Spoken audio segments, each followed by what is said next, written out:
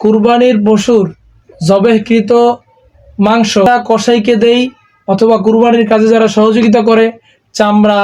তো মাসআলা হচ্ছে কসাইকে আমরা টাকা কম দিয়ে গোশত বাড়িয়ে দিয়ে দিই।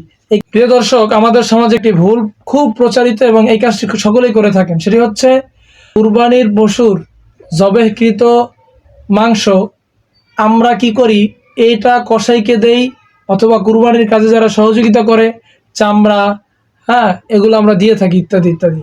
তো মাসআলা হচ্ছে যে জবাইকারী কসাই অথবা কুরবানির পশুতে সহযোগিতাকারী কাউকেই চামড়া, গোশত কিংবা কুরবানির পশুর কোনো কিছু পারিশ্রমিক হিসাবে দেওয়া জায়েজ হবে না।